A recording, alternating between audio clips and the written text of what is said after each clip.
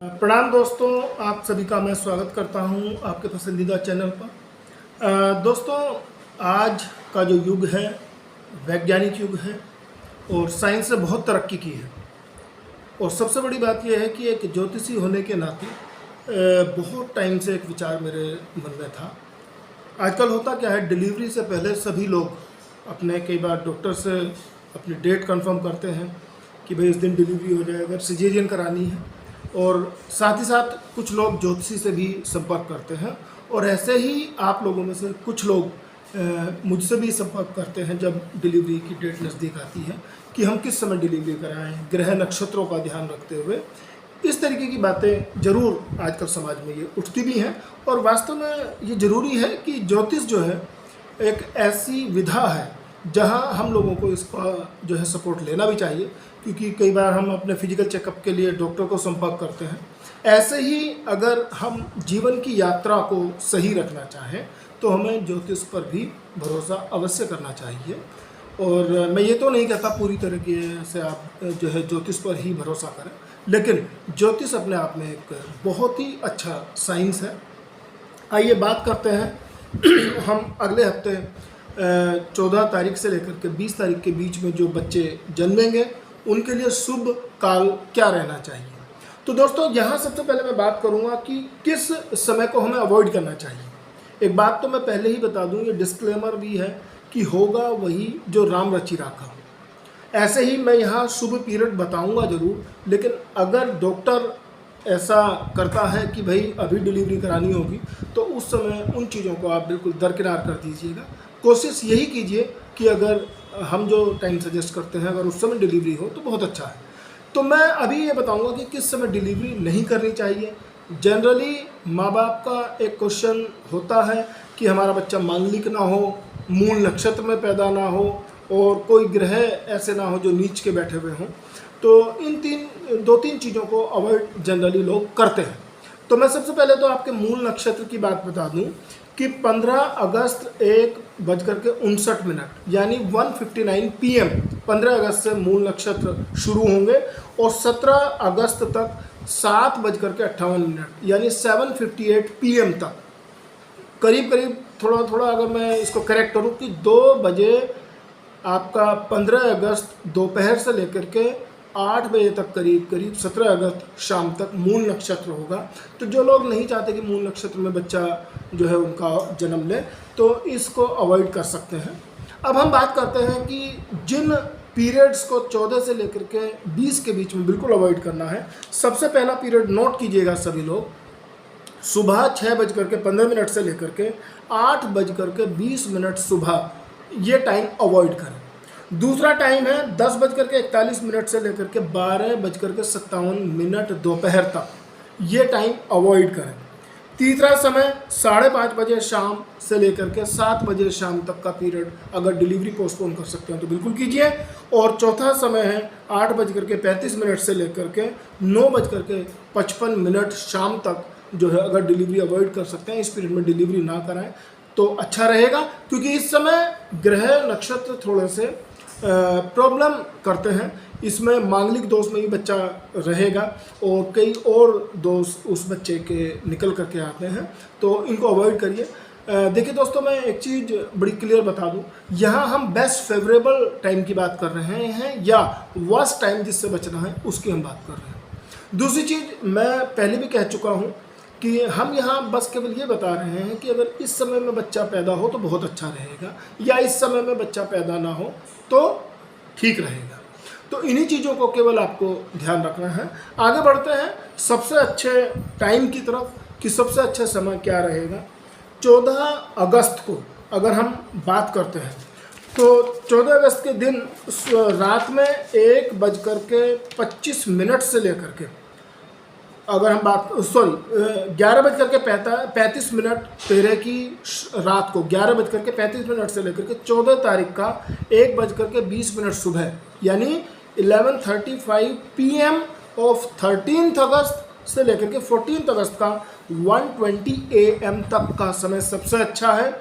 ये जो लगन होगा वृषभ लगन की इसमें कुंडली बनेगी और शनि शश नाम का पंच महापुरुष योग बनाएंगे। अगर इस समय जो बच्चा जन्मेगा वो बहुत ही अच्छा रहेगा।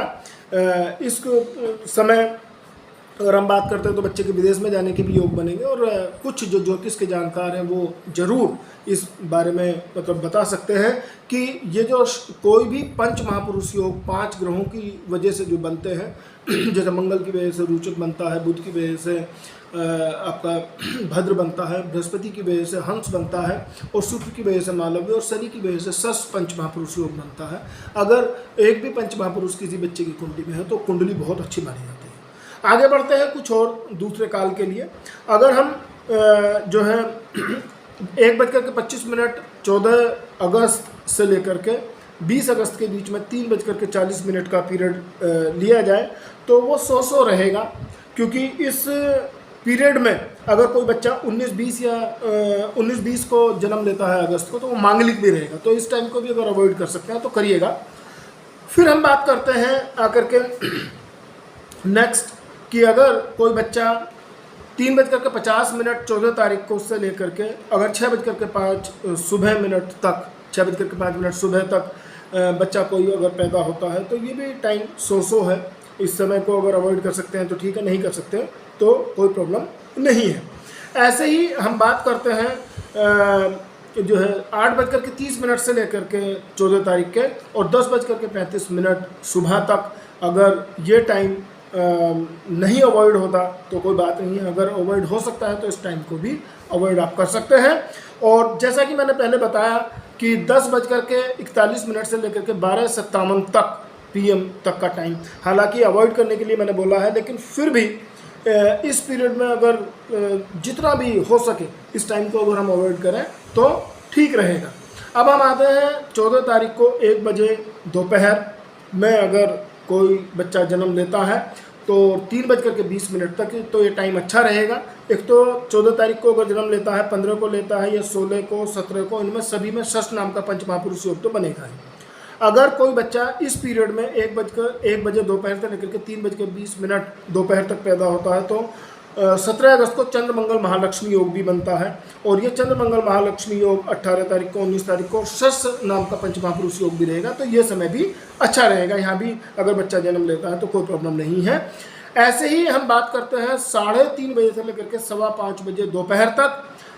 अगर ये समय 14 अगस्त और 15 अगस्त का रहेगा तो यहाँ बच्चा मांगलिक रहेगा, तो 14-15 को अवॉइड करें इस पीरियड में, यानी 3:30 से लेकर के 5:15 शाम तक। तो यहाँ मांगलिक रहेगा 14-15 अगस्त को। और ऐसे ही अगर हम थोड़ा सा आगे बढ़ते हैं 18 अगस्त की तरफ चलते हैं, क्योंकि 16-17 को भी ये बच्चे मांगलिक रहेंगे।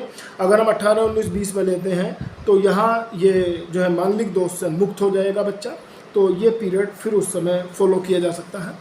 आगे बढ़ते हैं हम, अगर कोई बच्चा 3:30 बजे से लेकर के 5:15 बजे तक जन्म लेता है तो उस केस में ये समय बहुत अच्छा रहेगा। 14 अगस्त से लेकर के 20 अगस्त तक बुधादित्य राजयोग यहाँ बनता है, तो बुधादित्य राजयोग की वजह से अगर हम इस टाइम को भी प्रिफर कर सकते हैं। ध्यान दीजिएगा 3:30 बजे दोपहर से लेकर के 5:15 बजे शाम तक का जो समय है उसमें इस बच्चे का जन्म हो सकता है। ऐसे ही हम थोड़ा सा आगे बढ़ते हैं किसी और फेवरेबल टाइम की ओर के लिए।